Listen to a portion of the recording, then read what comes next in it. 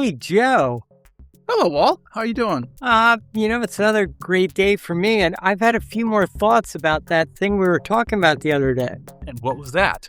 Well, it was about, as we usually often talk about, some aspect of creativity. Oh, sure. And I know you and I have both had our battles with creativity and the creative moment, as it were. Well, it's a constant struggle. But here's the big idea that we want to share with our Art Sheets audience. Oh, we love this. Yes. Yeah, it's the big idea. We love big ideas. So it is the notion that, the essence of creativity. There's a way you're going to really get some, meat on the plate. The crux of the matter. The absolute central nexus of all importance.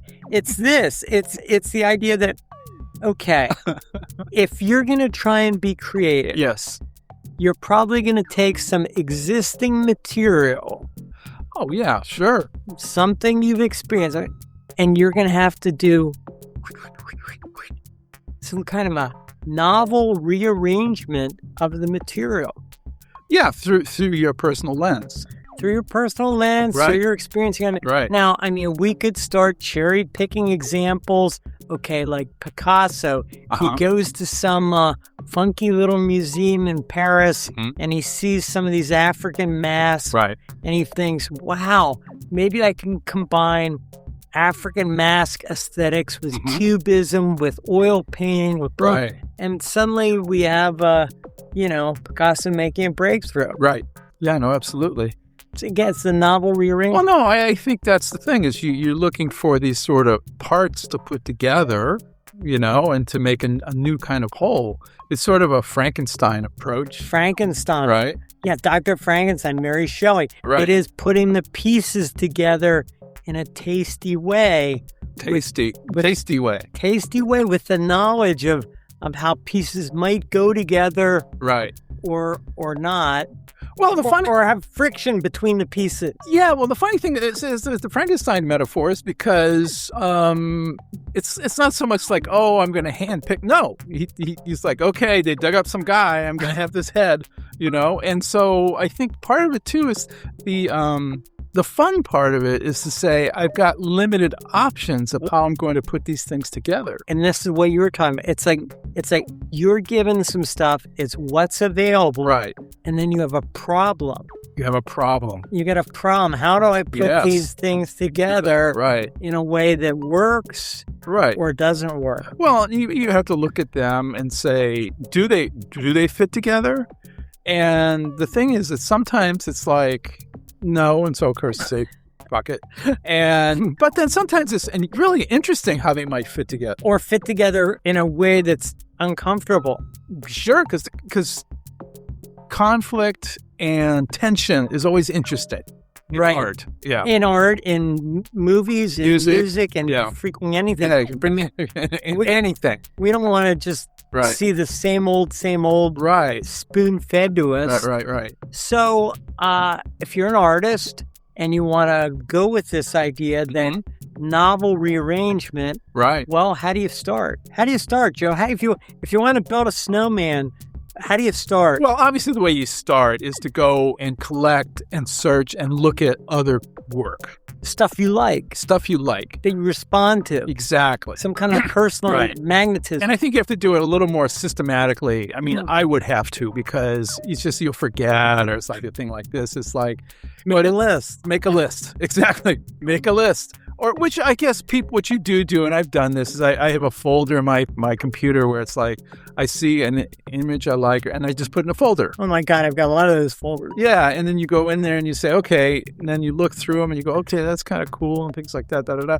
And the other thing too is you're generally working on something and it's like, oh, that's another component I can bring into this. So for the last, 10, 20 years as an oil painter, one of the things I did is, I'd see people's stuff that excited me. Yes. Whether it was, NC Wyeth, Frank Frazetta, Mother, anybody, name. And I had a little notebook where I would say, well, this month, these are the 5 people that I'm attracted to. Okay. And so I have these little, combination lists of things that were appealing to me at the moment. And now, something from 2016, and it's now 2026 as we record this. Something from 2016, it's maybe not my constellation of fascination. Right. But, having that group of things to think, oh, something here, something there. Can I take this from here, this from there? Right. It's an ability to leverage material or a way to, it's a launch pad, Joe. It's a launch pad. And, we all launch pad. So, again, I'll throw it back to you. This idea of novel rearrangement, what do you think is the thing that holds people back from that? Nothing. Well, I think something. See, I think people are afraid. I think people are afraid to go off recipe. Oh yeah, I think part of that comes from for we're all guys, and so who us? Yeah, and so we breaking my heart, Joe. Well, we were thought I had another few weeks. We were brought up in an era where things were fairly rote in terms of education and things like that, and like were you here with I'm a jazz guitar guy, and so playing, God, jazz teachers, God, they're the worst. And so it's just that they've got this system, and you've got to do this and this and this. It's like, and it's just this rote stuff you have to do, which is, of course you have to get to a certain level, but and so I think that's the thing. It's like to break out. It's like, because you have these voices in your head, which is your instructors, your mentors, your whatever it is, yourself, to say, it's like, okay, keep on this path. And so the thing about it is like, and especially I think today and now today in this day and age, it's just like, you can do whatever you want. If you're not afraid. And you have a good aesthetic sensibility. But most people are afraid of being either unpopular, canceled on social media, doing the wrong thing, shaming their parents, having their children embarrassed by... No, I mean, we're getting more and more. No, you see things like, like last month, 2 months, whatever, last 6 months, when you look at things, it's like, I always keep running into this thing. It's like, oh, they couldn't make that today. They couldn't do that today. Well, it's kind of true. Yeah, it's like, because it's just hypersensitive. Well, it's that we're living in a safety world where we're living in a safety world. We think it's going to help our children, ourselves, to be put in a safer framework, right? Like, hey, don't worry, you can go to sleep tonight. You don't have to wake up at 2 a.m. going like, what the hell is going on? You're safe. You're safe. But if it's a valid social commentary, it's a valid, if it's, if there's validity in the message and in the work, it's fine. It's kind of fine.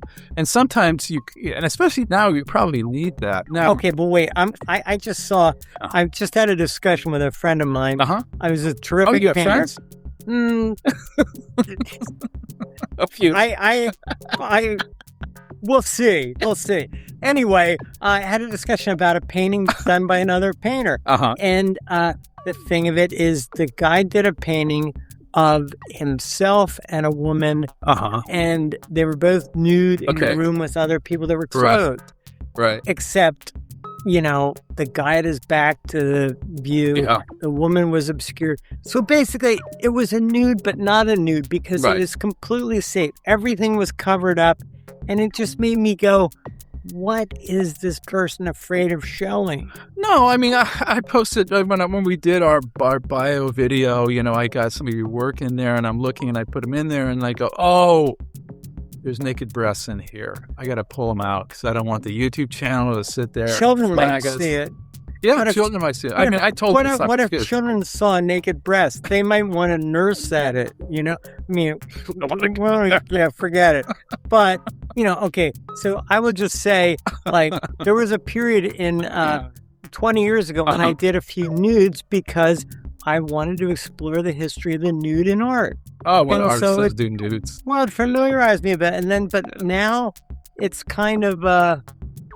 it's kind of a piece of subject matter that is very difficult to reignite or reinvigorate because, when somebody did a nude back in 1600, 1700, 1800. It was kind of shocking. It was shocking. And then there's the whole idea of like, well, pornography, it is what, Yeah. But, but the human form, of art is a wholesome thing. Well, artists, if you can, like, it is a thing to be understood as part of the history of art, going back to the Greeks, the Romans, throughout the human form. And sometimes the human form is clothed and sometimes it's naked. But if it's naked, get it right. Know where the muscles are. Figure it out. Okay. But, I mean, getting back to this idea of novelty and novel rearrangement. And, combining these elements together. And so, when we got onto this tracker, it gets kind of further afield from that because that's a traditional path. Yeah. Right. And so I have never been interested in drawing or doing anything with nudes, and it's just because... It's okay. No, we just see a million. I mean, it's like, okay. Right. It's kind of dull. It's dull. But it does trigger the primate brain in some way. Oh, you know what? Insensitive. You know what? So many YouTube promo, thumbnails. It's like, here's this topic, and then they throw some busty woman on it. I hate it. I know, and I won't. It's like, nope, not going to watch that. I don't want to see the busty woman. I don't want to see the guy with six-pack abs. Yeah, Let's get real. Yeah, I mean, I like busty women, but it's just like, it's like, no, you know what? You're just going for lowest common denominator.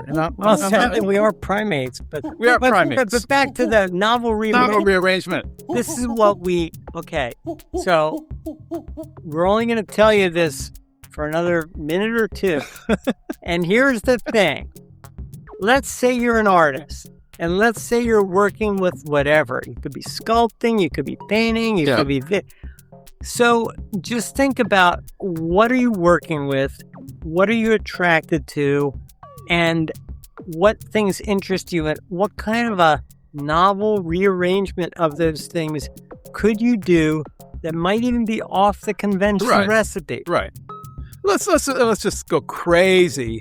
And let's just say, I'm a landscape painter. What? And no, I'm not. I'm letting you go crazy. What? Okay. You're what? I'm going to keep saying that would be crazy for me being a landscape painter. Okay. And, but, it's like whenever I see someone, artists, and I just did this, 2 weeks ago, looking at some person's work, and they show me a landscapey thing, and I go, that would be a lot better with some aliens in it. Yeah. Well, give us something. Give us something that's kind of... it was just like, and what I was doing was saying, come on, man, just fucking break it out, make it interesting, Well, we're not going to rag on people who are, that's an old term. We could. I'm not going to, beat down someone up, because like Harry Stushnoff, who's we both like Harry Stushnoff. He's a landscape painter. He does a landscape every day or two. Yeah. They're simple, they're direct, they have a beauty, they have an elegance. Yeah. But they're great. So we have no problem with it, and we love his work. And but on the other hand, it's just like it's just like, break it up, make something crazy in there. Or if you're a landscape painter, I mean, Stushnoff has his own deal, which is like he's going to do fast, quick, jalapeno landscapes, boom, boom, boom. But if you're going to be a landscape painter and say, I'm a landscape painter and I'm very serious about it, well, I don't know. Yeah, I know. Anybody that's too serious. It's fine. I mean, you know what? It's not fine. It's fine. Yeah. I mean, I want nothing to do with it. I'm not interested in that type of work. Here's the thing that, before we close out this episode, here's the thing to know. Here at Art Sheets, we do try and give you, a different perspective on art and different insight on art. Yep. We hope to open up your thinking to some interesting ideas. And as we discussed, we are looking for a beverage sponsor. Perhaps a vodka or a whiskey or any of, it could be any kind of a beverage. We will do a beverage sponsorship here because this is not a dry podcast. No, it's not a dry podcast. So anyway, so I think the thing is like, look for those external influences. Yeah. Let's figure out how, hey, I can mix this sort of thing up. Mix up is great. Mix up is great. The more you mix up, the more you go off recipe. Mash up. It's called a mashup. Mash up. Mash it up, go off recipe, see what happens. It's going to be always a lot more interesting. Well, and there you have it, folks. Well, there you go. Enough jibber jabber. Enough jibber jabber. Go out and make something. And if you can cheat at art, do it.